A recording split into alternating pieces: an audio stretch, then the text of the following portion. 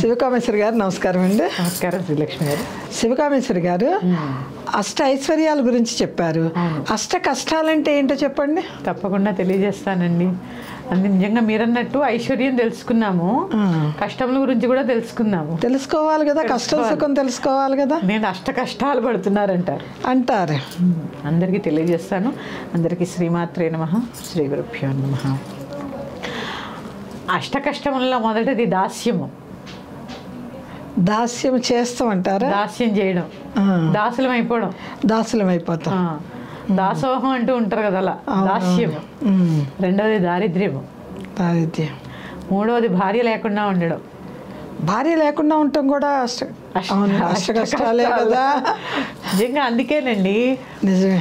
భర్త లేకుండా భార్య ఉండగలదు. పిల్లల దగ్గర ఎవరి దగ్గర పాపం కాలక్షేపం చేసేసుకుంటుంది. మనసులో బాధ ఉన్నా వాళ్ళకి ఏదో ఒక రకంగా సహాయం చేస్తున్నాం, మనల్ని ఆడిస్తున్నాం.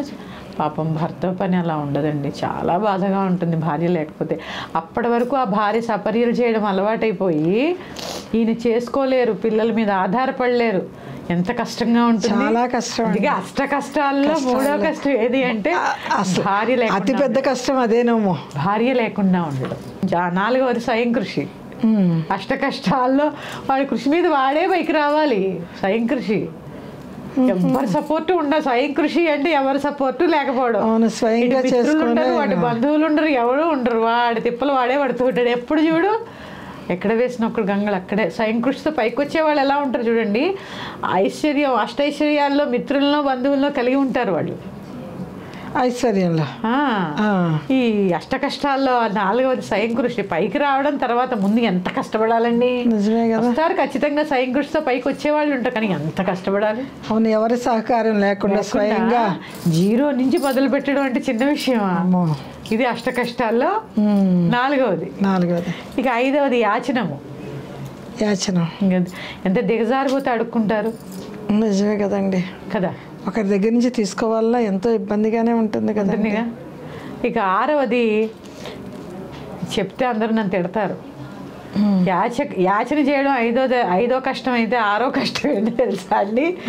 యాచకులు ఎవడైనా వచ్చి దేహి అంటే లేదనడం. అయ్యయ్యో, చాలా మంది పో పో పో పో అంటారు. అందుకే ఎప్పుడు అనొద్దండి.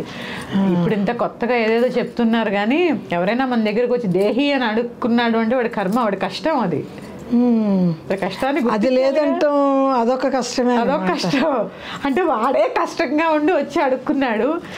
యాచకుడికి లేదు అన్నారంటే మీరెంత కష్టంలో ఉన్నారు అక్కడ. నిజమే కదా, నిజమే కదా.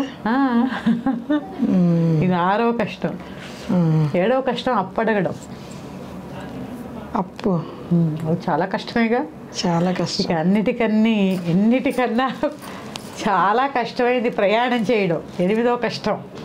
ప్రయాణాలు సరదాగా కూడా చేస్తూ ఉంటారు కదా. కంఫర్ట్గా మనకి ఫ్లైట్లు అంటే ఫ్లైట్లు ఏమంటే అవి చూడండి, రిజర్వేషన్ లేని కాలంలో కాశీ వెళ్ళాలంటే ఎప్పుడు నడక కూడా ఉంది, నడకతో కూడా వెళ్ళారంటారు కదా. కాశీ వెళ్ళారు అనుకోండి, పూర్వం ఎప్పుడు వెళ్ళేవారండి? ఇంకా అయిపోయి కాటికి వెళ్ళేటప్పుడే అన్నట్టు, కాశీకి వెళ్ళిపోవాలనుకునేవారు. ఎంత ప్రయాణం చేశారు. ఇప్పుడు కాశీ ఆ ఫ్లైట్ ఎక్కి ఫ్లైట్ దిగుతున్నారు. కానీ అష్ట కష్టాల్లో ఎనిమిదవది ప్రయాణం చేయుట.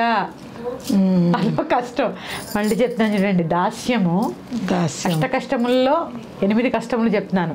దాస్యము, దారిద్ర్యము, భార్య లేకుండా ఉండడము, స్వయం కృషి, యాచనము, యాచకులకు లేదనడం, 7 అప్పడగడం, 8 ప్రయాణం చేయడం. ఇవన్నీ అష్ట కష్టాలే. ఇవన్నీ అష్ట కష్టాలు అన్నమాట. ఇంకా మరిన్ని విషయాలు తెలుసుకునే ప్రయత్నం చేద్దాము. శ్రీమాత్రే నమః. స్వస్తి. శ్రీమాత్రే నమః.